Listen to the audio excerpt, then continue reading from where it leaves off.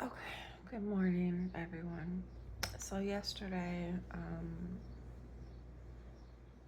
I was thinking, I went to my cousin Ozzy's house on, excuse me, I want to say Saturday. I can't really recall which day. I'll have to be more specific, I know. But I feel like it was Saturday. I went over there. And yeah, I do remember because they kept telling me, is the game today? And I said no. They kept trying to tell me that the game was today on a Saturday, and I would say no. Oh, yeah, I think they're playing today. They're not. It's tomorrow. The game is Sunday. Oh, okay. And they kept coming around me, but they had very strange looking teeth. Like, no teeth. Like one tooth, and the rest were broken and missing and rough looking. Um,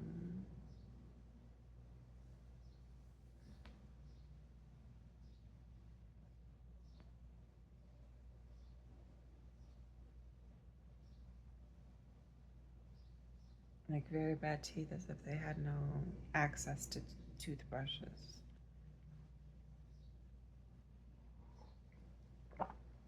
There was a man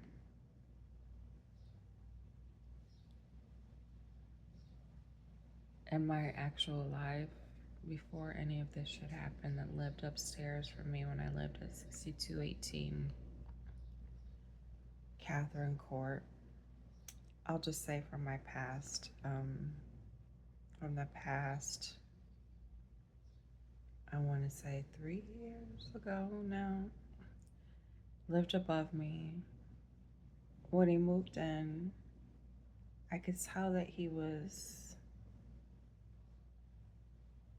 his energy was very focused on me. I'll say that. Like, he was very zeroed in on me like a target, and I don't like that feeling.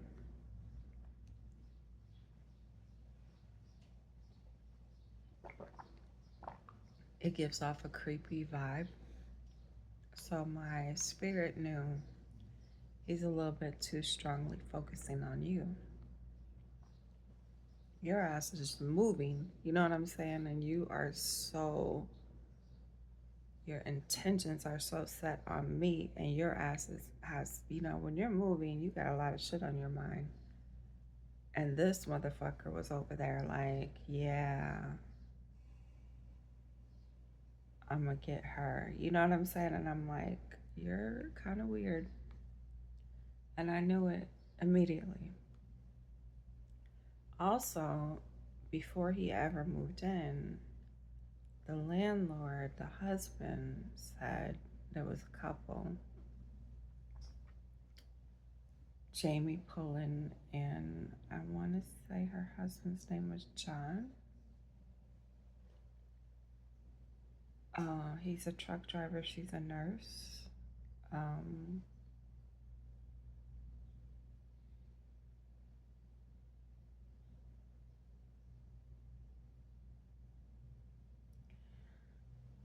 but he said to me, they both mentioned, yeah, he's divorced, he'll be moving in. We made the girl move out because she was causing too many problems. And what she was doing, she was constantly complaining about me. I wasn't doing shit. Um, but she would always have problems with people. Like, she had problems with people, complaining about everyone, like parking and stuff like that. And then when her people would come over, they would take up the parking, but she didn't want nobody taking her parking. And she would knock on the door no matter what time of day or night to bother you about it.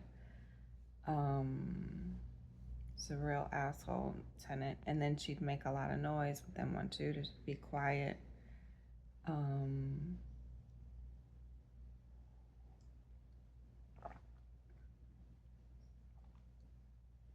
and it was like two sisters and a grandmother or something like that living there. Those are the Lucises.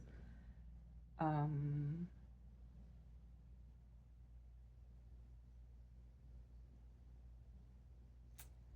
The point of the story is they were just very,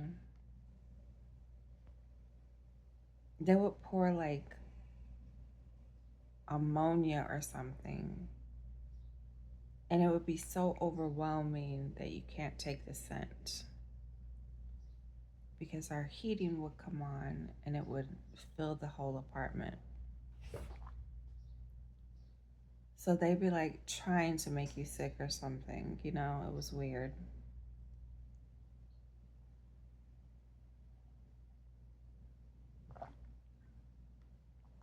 And one day it was so bad that it was making me cough.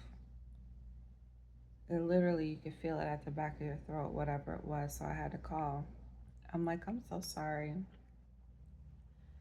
Someone is putting something in these vents or something. I really don't know what it was, but it was from every corner of the house.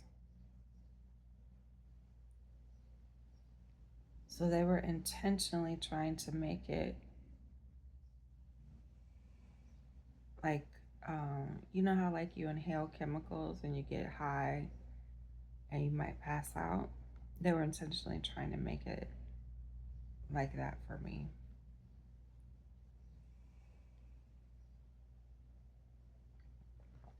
That is a known CIA tactic.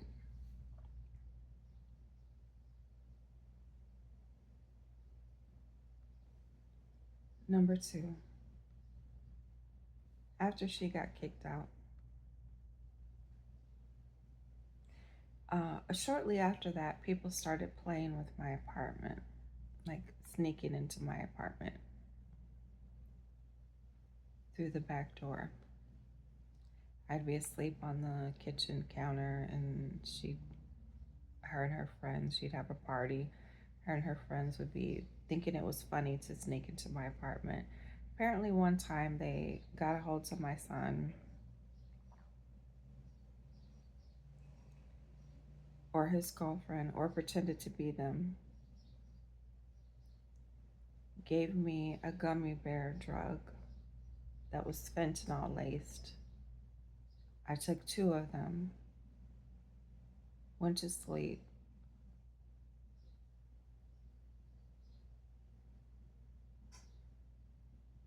and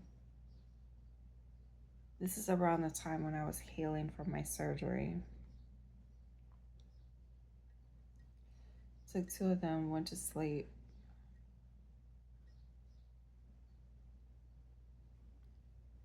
and they must have brought a man in and violated me. I didn't find out about it, but they didn't. And the man that they brought in was Jaylen Brown.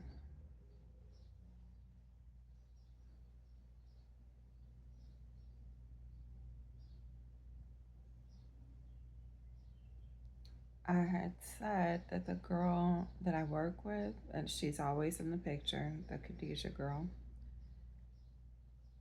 she used to want to try to seduce me, and I never wanted anything to do with her. I didn't find her attractive in any way. She was kind of ugly to me, to be honest. She had a cute shape, which means she has like a fuller, look, but cute, I would is a stretch. Not ugly is what I call it. Um,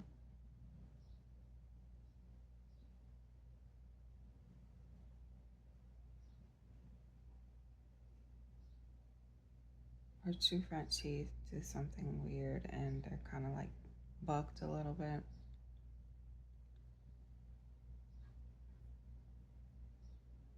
Um,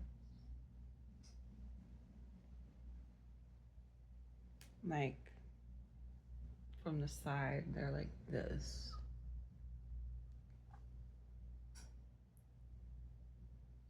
And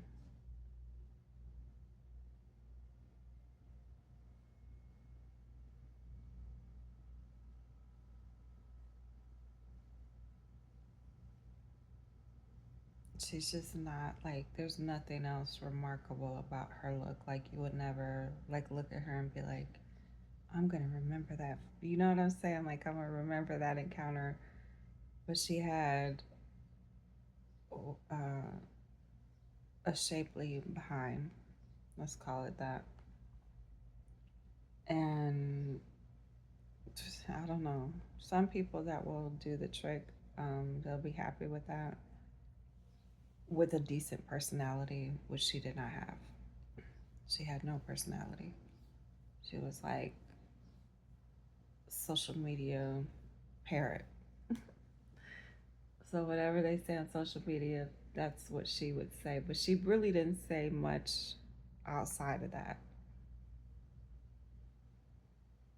unless it was to this older lady named Desiree, 63-year-old named Desiree. At the time, Desiree was 63. And she had already begun shaking. When she would talk to you, her face would shake, her hands would shake. As she's listening to you, she'd be like, you know, um,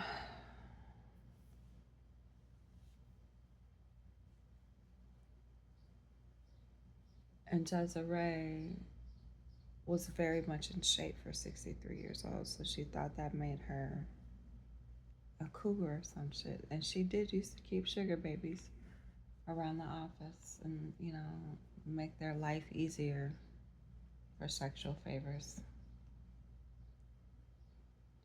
Um, she also wasn't ugly, but she had a real line mouth and kind of like manly mouth looking, mustachy, chin hair growing, um, stage of life.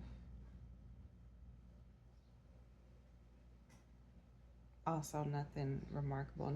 None of these girls wore makeup, maybe one or two. They all look like a bunch of Baptists. Okay.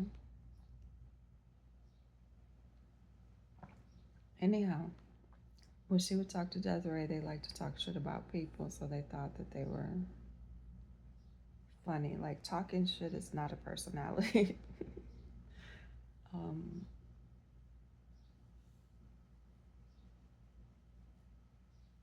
it's weird, but when I always find people who make friends by misery, miserable, shit talky, you know, ways to be weird. But it is a way that people connect. I just refuse to be that person. Um, anyhow, so Khadijah started dating Jalen Brown. I had made originally. I think I said I would watch the Celtics game. I rooted for them during the playoffs. They lost to the Warriors. That's when this started.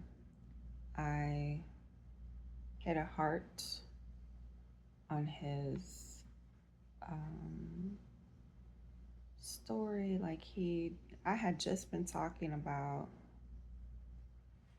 redlining in the district and all kind of shit and education and things like that to my son or brother, one of the two. It might have been my son. I watched him, for whatever reason that was on my mind and how our education systems have been, especially in my city, the city that I was educated in. And we had great educators, I mean, excellent educators. Um,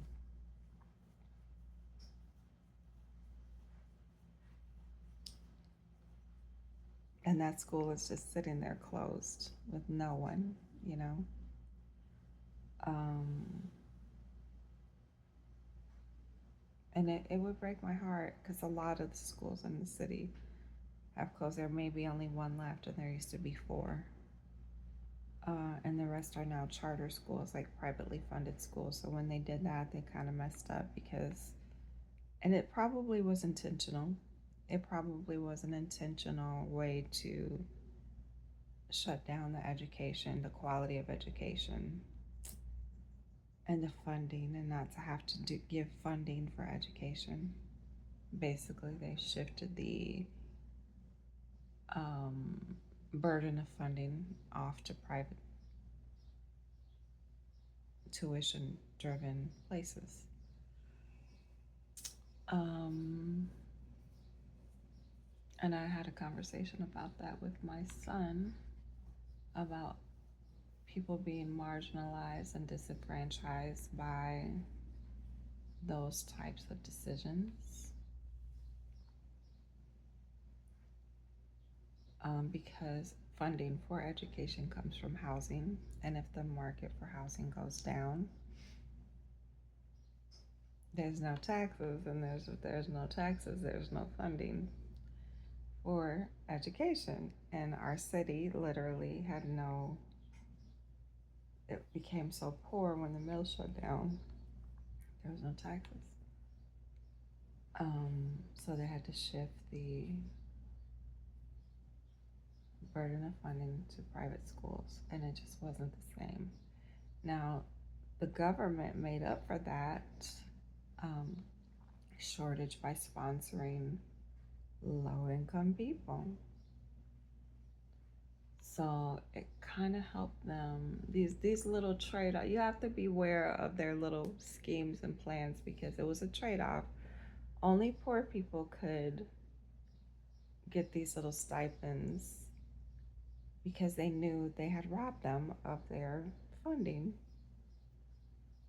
Um, Instead of creating an actual solution, they created a patch, and they never came back to fix it. You know what I mean? Like a patch is temporary. You have to eventually come and dig it out, clean it out right. Like let's think of a soldier on the battlefield. You can, put a patch on something until you can get them to proper medical care to really address the problem.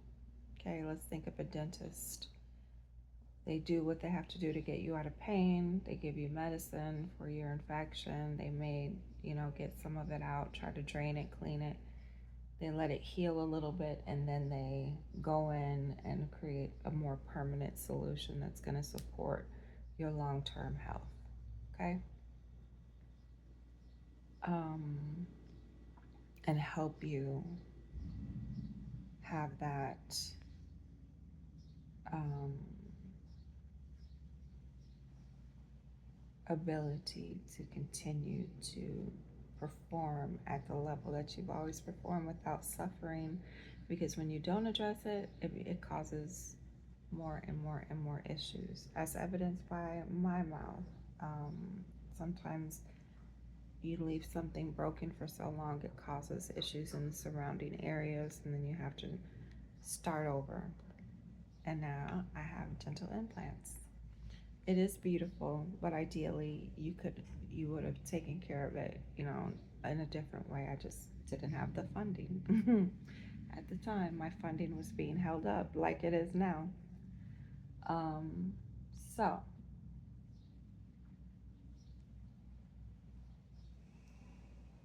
and at that point, it just became, this is two individual replacements would be inferior to replacing the whole thing.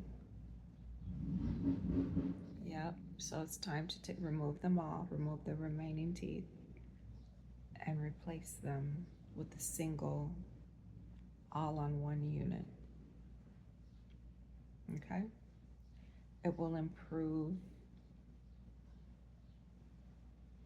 the way you chew. It will improve, it will remove the infection, give your infection time to heal, and it will improve the shape of restore the shape of your face. It will preserve the bone structure and support what you need to do every day. My singing voice has improved because now I can open my mouth freely. I have the confidence to open my mouth without worrying. I didn't want to do dentures. I was too young. I wanted dental implants because I knew I was too young. Um, so now when I open my mouth, I'm not afraid of teeth falling down. You know what I mean? Or like, I don't have to have any fear. So my singing voice is improved. I can open my voice fully. I can project, my range a little bit better. My teeth close around the sound. Um, just improved. Health has improved. I no longer get those sinus infections. Like I used to get sinus infections all the time, and I mean all the time. Um, Breathing better. Um, it's improved so much. But what I'm telling you is sometimes those patches are not, they're just not long term, and it should have been something that we looked into again. Um, and I'm just trying to give you an example of why that's necessary. I'm trying to explain with an analogy so that you can understand the context of what I'm trying to tell you, and why I'm saying what I say. So if you look comparatively at that example at the education system, that patch would have been wonderful if we would have came back with and kept working on a more permanent solution. But we leave things half done and wonder why things are going to shit. Things are turning to shit. Back to the order. Okay, let me get back on this point, and then I'll return to the purpose of my story. This point is I liked a story about him, Jaylen Brown, taking some of his contract money from the NBA and reinvesting it into the city of Boston, like the city education system, affecting those types of areas. I really like that. And it didn't have anything to do with him being handsome, him being, getting, signing like the amount of money he was making. It was a record breaking contract. And I was like, oh, that's so cool. I don't know how much they make. I don't know. Like, I'm not that person who's like, lifestyles or the rich and the famous. You know what I'm saying? Like, it's not, you know, what I was looking at. I legitimately was like, that is so cool for those kids. You know what I'm saying? I really did. I really felt that way. Um, I'm like, what a blessing. I'm so happy for him and those kids. I was like, I really love his heart. You know what I mean? Um, that's real cool. And that's what I liked. So I pressed a little hard on that. Went on about my day. And I was like, see, I'm so happy that I picked the right team. You know what I mean? I think I might have said that to myself inwardly. Um, and why the fuck did I do that? Because then they started being like, he don't even play right. He don't even deserve that money and And I did not like the way people were treating him as if he had to be some sort of like tap dance for their to prove that he's worth that amount. His previous work is enough to say, like, nobody overpays you, okay? Nobody's gonna give you more than what you're worth. They're always gonna give you less than what you're worth. I've never heard of an employer overpaying someone unless it was a CEO.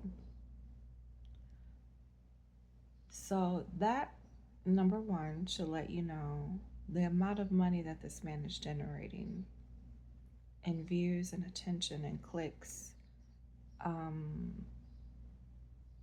merchandise sales, Um, so he never had to prove that he was worth that. He already did that. All he had to do was continue to be who he has always been, which isn't hard. Except now, all these voices are coming at you. Like, you're not that good. You're ooh ooh ah. You're blah blah blah. So and so is better than you, and it created a rivalry among someone who had previously been like a brother to him. Um, so it was just wild. Anyhow, so here I go and click a heart on that, and they kept bothering people, kept bothering that man. But most importantly, they targeted him to say he's not all that.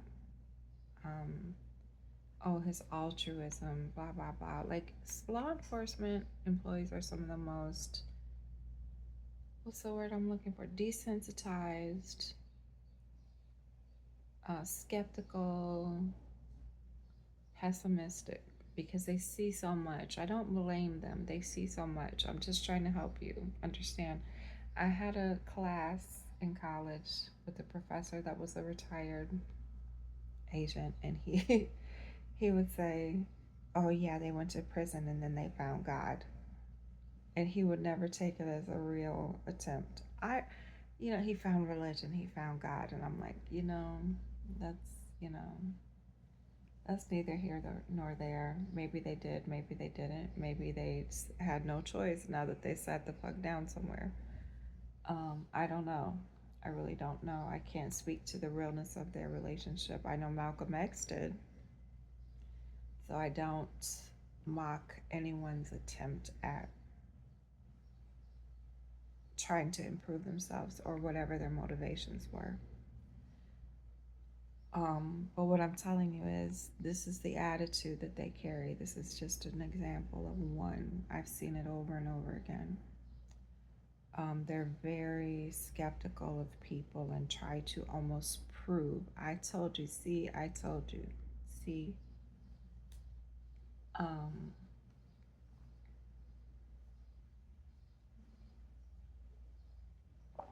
so they almost want to trap you and set you up to like test you to say, see, I told you. If they were in the right circumstance, they would steal. If they were in they would kill. If we provoke them enough, well, if you provoke anyone enough, they're gonna smack the shit out of you. Um, so yeah, all of those things are true, and to a degree, if you put people in the right circumstance, people's instinct is to survive. So they created a circumstance for this man.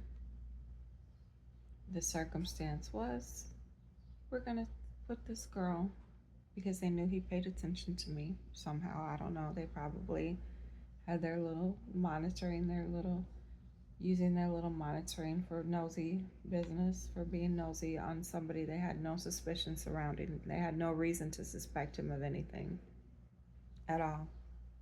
Their surveillance was illegal from jump. Um, Maybe someone he knew, maybe a relative or something. They probably caught them in a net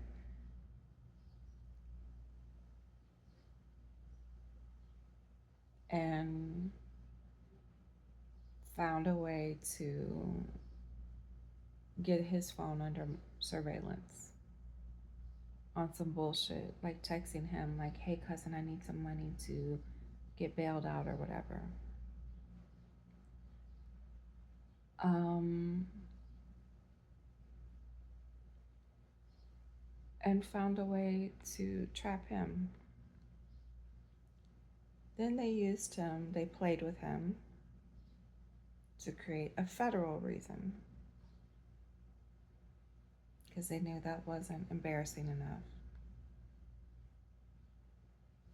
because they really wanted to get control of him because he would have too much influence. This man has too much influence. So we need to take him down a peg or two and make sure we get some handlebars on him so we can control him.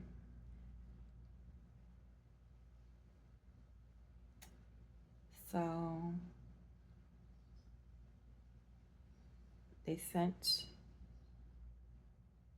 the Khadijah girl against him. She started talking to me like, yeah, did you watch the game or whatever? We never really talked. I say, yeah, my team lost, but or I'd say, hey, did you watch the game? My team lost. So whereas I love Steph Curry. Okay, well I don't. Um, Dead ass, I said that. I don't. At the time I didn't follow him. He was my last. He was like Darth Vader to me at that moment because his little ass was giving us problems, or my whole team problems. So I still say us like I was on the team. Um, but yeah, I was disappointed, but I still love them. They played their faces off, and I was like, that's all right, motherfuckers. We'll get you next year, and we did. But the point of the story is, she didn't even like their ass. She started liking him because I literally liked the photo and wanted to like. There's a type of woman who's like, I bet I can get his attention from you. You know what I'm saying? This motherfucker would try to take pictures of coming in from lunch. Like, we never hung out. She was never my friend. She would try to sit next to me and get photos taken. Like, I know her. I can introduce you. And then she started dating him. Oh, yeah, she can't make it. Then she started dating him. And then she started being like, he still wanted to meet me or whatever. So then she started acting like dressing up at work, which she never did. She always looked like, wore like little busted ass gym shoes or whatever, with jeans. And one time she came in, there was fucking crust on her eyes and mouth, like I, for me, and her hair wasn't combed. Like for me, I will never. That image will never leave my mind. You showed up to a place of grown up employment, looking like you just rolled out of someone's bed the night after. Didn't brush your teeth or wash your face. Didn't comb your hair, and it looked like it showed. Um, and it was just nasty, and it was dirty, and I'll never forget that image of her. That's like my image of her. Okay. I don't care what kind of designer you put on, that image is burned into my mind that this is who you are at your core.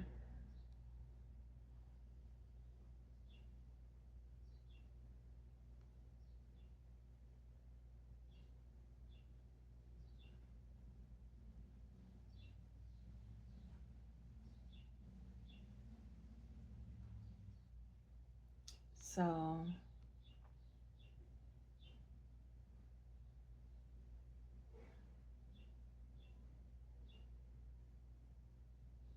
anyhow, she began dressing up at work.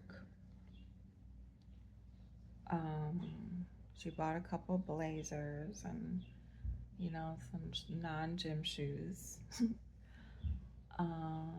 And wore like little, they were like, spandex, but, for her it was dressing up. Um,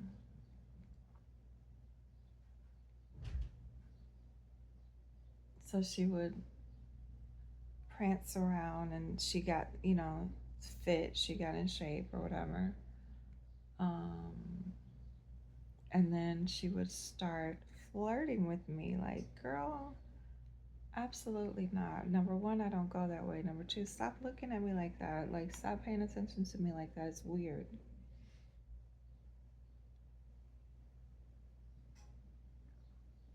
Like, she would just be like fixated on me like this. Like, cut it out. It's odd.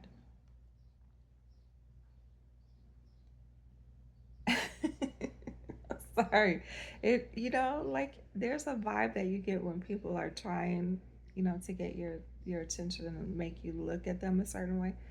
And I'm like, please stop. Like I literally feel the creep crawling up my stomach just thinking about it, just remembering that shit. It's wild. That's how wild it was. So she did this a couple, like 3 times, and she'd be like, see me coming around the corner, and I always have my little flair about me. So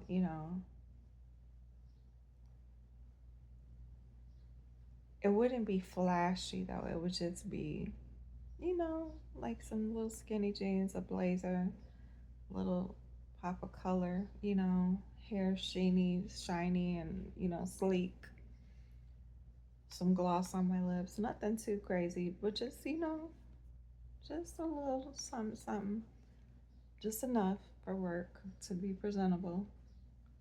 Um, I didn't come in no t-shirt like I'm going to a barbecue. So it would make me stand out because these mugs would come in and somebody was coming in fucking gym clothes. Um, Other people look like I promise you they looked like they were going golfing or a barbecue or some shit. It was weird. Um, it was the most unprofessionally dressed that I've ever seen. There's a difference between casual and unprofessional. Like I mean, some of the mugs looked like they were in pajamas. Like they just did not give a fuck. Like leggings and a sweatshirt. Like this is a workplace. I'm so sorry, COVID or not. This is a workplace. And if we have a client come up here, I surely would not want it to be greeted by you. I would be like, is this a joke? I would not be handing you millions of dollars of a check. I wouldn't, I would feel like a fucking idiot to come in and pay anything on a check if this is what y'all looking like. Anyhow,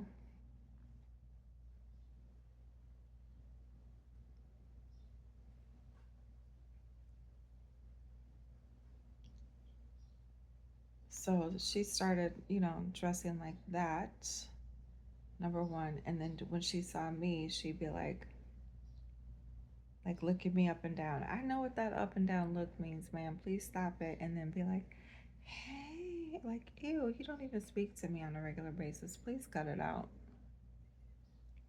Like, she would like be mad at me most days or like whatever, like try to like, because of the other dude that worked in the building. And I didn't give a fuck about that, so I gave it no energy, no attention. At this time, I didn't know who she was talking to. I had no clue she was talking to that man, and I didn't give a fuck. If you were, what does that do for me? It does absolutely nothing. I pro- this is how you know I wasn't in his DMs, because when I realized you were talking to him, I never asked to meet him. I never fucking asked, can you ask him to sign an autograph for me? None of that shit. So you know goddamn well I never sent no fucking DM, okay? That's how the fuck you know. But she tried to create a jealousy, and he wanted to see me.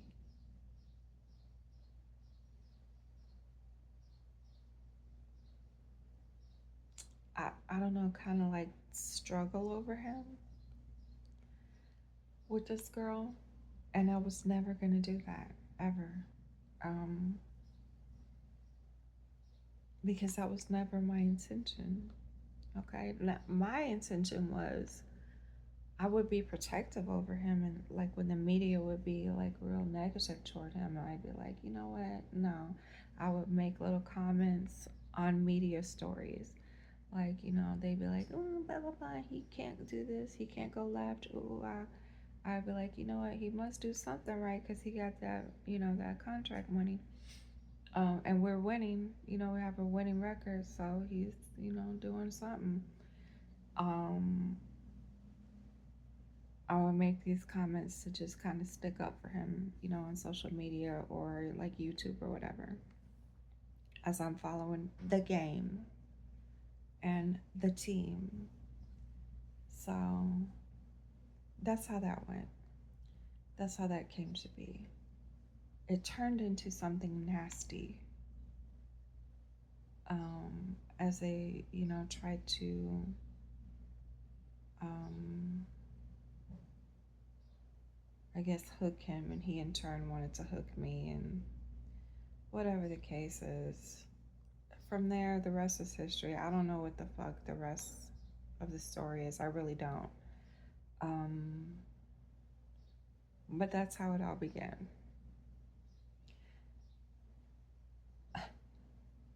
That girl, what I'm telling you, the reason why I'm telling you that, because she was struggling with me, because he would ask about me apparently, and wanted to meet me, and I didn't. Like I said, in the beginning, I didn't know they were talking. The only way I found out because other people would come and ask, and you know, whatever, whatever.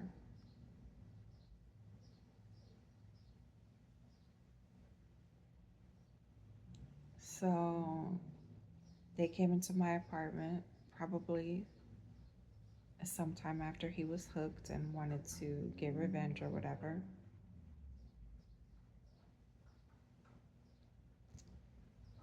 And assaulted me. And that's probably what ended up getting him on the hook.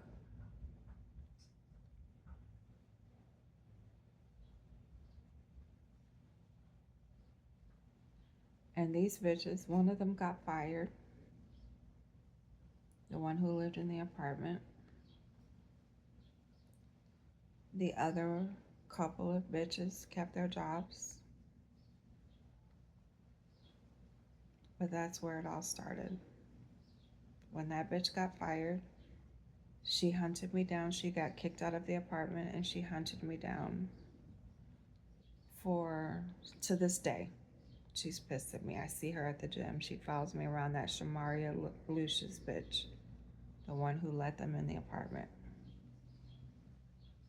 She had access to my key because she was fucking the boy upstairs.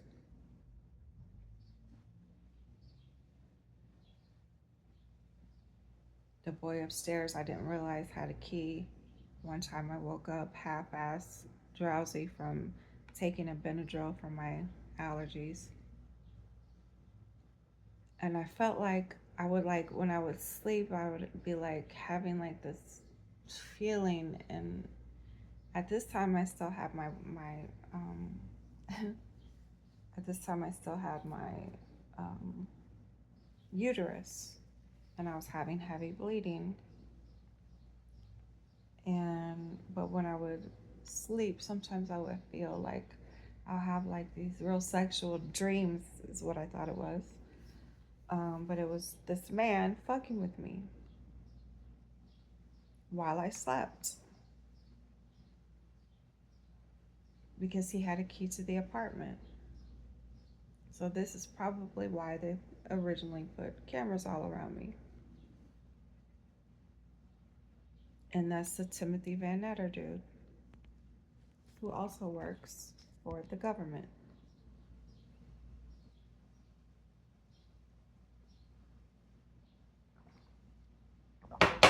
So there we have it. There's the whole story. 6218 Catherine Court. When Shamaria got kicked out, and um, that man came in, the one that a creepy guy, um, I don't know if it's Joe Lawrence or John Lawrence, I can't, Lawson Lawrence, I can't remember. Legit, I never talked to him except for in passing. It's kind of fucked up how attached someone and how much of your story they take up, and you didn't even fucking have, like, they never had that place in your life. They just wanted to. Anyhow, this man um, was very focused on me, and he walked in with that Timothy dude, and they're looking at each other, smirking and shit. Walking in, holding the door for me. I go into my apartment, Have a good night. Oh, okay. Fucking creeps. Um, at this time, my son was living with me, but he worked late. So, anyhow,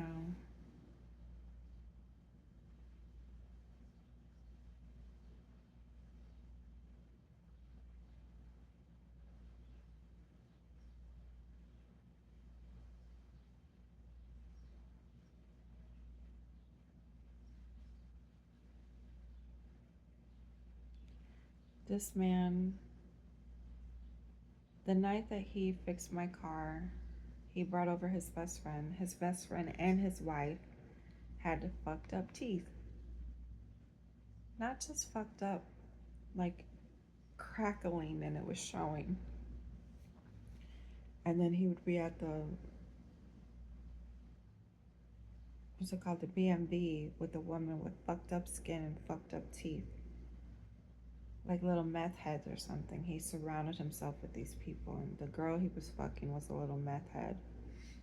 Little did I know he kept people addicted to drugs. He would drug people and keep them addicted. The people that his best friends were like millionaires from a lawsuit. Um, so this is what he did to people, all right, to use them.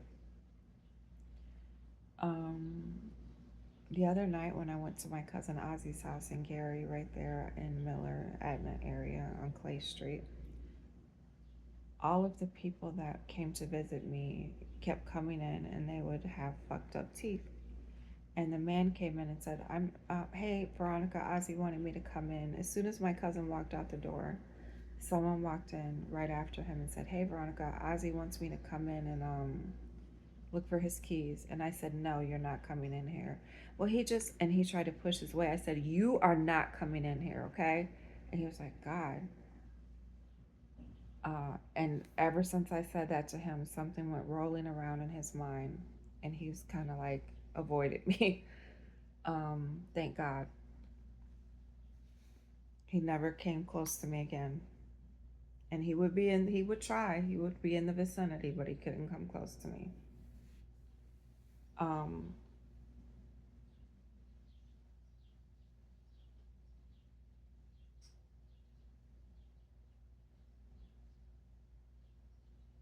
and I said to Ozzy, I said, is that your friend? And he said, yeah, he is. He's fucking crazy.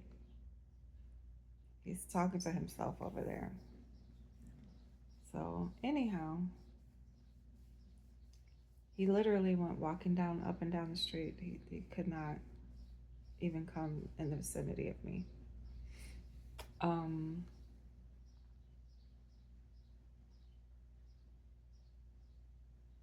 so, but what I'm telling you is, I believe that man intercepted my cousin's house because I was surrounded by those people. And with their psyops and his little drugs, probably, bothered me. I see my son's car parked over at that 6218 apartment, the Mustang that he drives. So that's why I'm telling you this. That's the point of this story. But now we have a little bit more backdrop, um, and more insight. And I just wanted to record this to give context to my story and how it began and why it is still a problem. I watched The Ballerina last night with Keanu Reeves, and it was kind of like giving some interesting context as well to the pieces that I've been missing while I was being drugged and dragged across the country last summer. I do believe that Joe Man took me from my family and has been keeping me from them this whole time. I don't know if it's with or without the permission of the government, because, like I said, just like that Shamaria girl and Khadijah Bro were aggravating me over an operation, a legit operation that was half operation and half their assholery, and they're establishing their desires and their outcomes. That woman did end up having a child by Jaylen Brown. She ended up in a relationship with him. They ended up fucking with me at Christmas. You know, took over my brother's life, took over the whole team's life, and worked their way through the league together as a team. Um, and still bother me from time to time, and I don't want shit to do with them ever. I never wanted shit to do with them, and I still don't. And it's time to give it up. And it's time to leave me the fuck alone. And if you motherfuckers don't get this motherfucker out my life and out my face and find a permanent solution, the whole world will suffer. If you don't cut this shit out, get your fucking monsters, your fucking pets, your fucking weirdos the fuck away from me, the people. Because if you do this to one person and you try to keep it quiet, we know you've done it many other times. And this is just one sector. This shit is happening all over the place. This is one sector. We know. Now we know. The more you know.